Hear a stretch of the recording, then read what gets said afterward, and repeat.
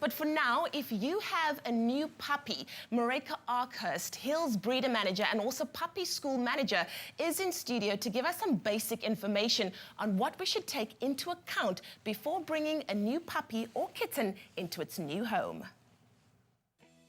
Now, there are some key things every pet owner should do to give their puppy or their kitten the best start in life. Lots of love and interaction, we know this. Regular vet checkups and vaccinations, we know this as well. And of course, it's a given, the best quality food, Hills Science Plan, puppy or kitten, get them onto that as soon as possible. But ultimately, we often overlook having a safe home and environment. And with us in studio is Marika Arkhurst to tell us more about giving your puppy or kitten the best start in life. And just like getting a new child in the home, a puppy or a kitten requires some environmental adjustments. Welcome back to the show. I can see Bob has moved right in there. Very, very comfortable. Yes, there we go, boy. It all starts ultimately with the nutrition. What do we need to be thinking about in that regard? Nutrition plays a very important part. The reason is that you want to establish that very long, healthy relationship with your pet. And a good point to start is making sure that they are fed the best, avoiding excesses and deficiencies.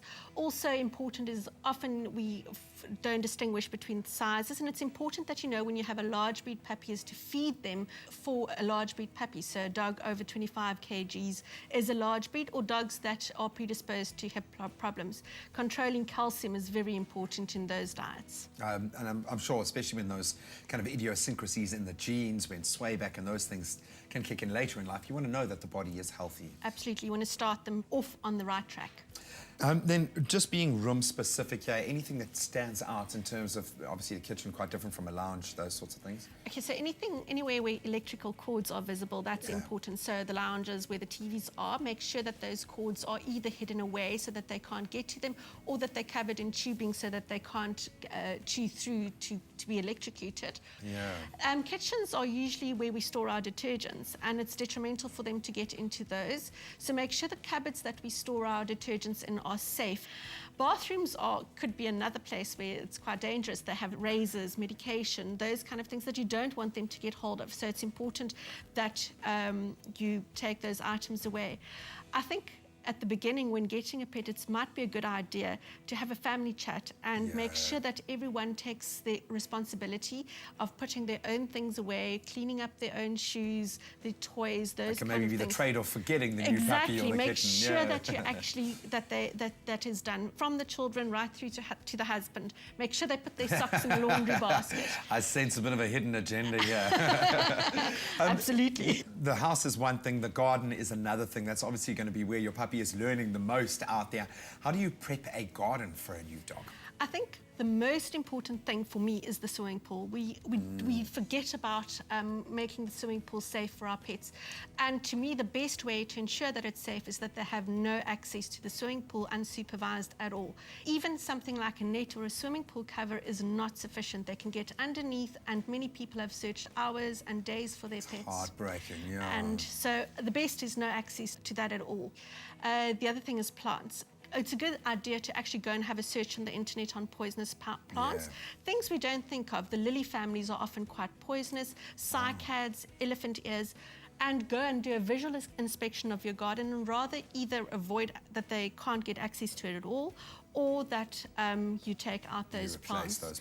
Because it could be a life and death situation. And we know if you put it in front of a puppy's face, he's going to eat it. It's pretty much the way Absolutely. it works. They can't distinguish about what's good or bad. How do we identify that they've taken on something that they probably shouldn't have eaten? There's a wide variety of symptoms. I think the best thing to do is watch your pet's behavior. If something is odd, then you must think, I possibly need to take this pet to the vet. You can look at things like they've stopped eating, maybe drooling, foaming from the mouth. Those kind of things are really, really essential. But if they're lethargic and they're just not looking like themselves, rather take them and waste the money than take a risk. Yeah, speak to a professional, Also, if you are worried that they've consumed something, just take note of what it could have been. Okay, and race to do something about it as soon as you possibly Absolutely. can. I'm scared to actually wake Bob up here. I haven't seen him look this comfortable in a while. Marika, thank you so much. Education, again, the key here when getting a new pet. Thank you so much for those wise words. It was lovely to be here. Thank you. Well, we all know what we've got to do as responsible pet owners, educate ourselves first, and then we can provide a holistically healthy environment for our beautiful young kittens or our young bobbuses on their way to a brand new life. But just make sure that you have pre-prepped your house for these new arrivals. Has the pain of arthritis slowed your dog or cat down? Ask your vet about your free bag of Hill's Prescription Diet JD today.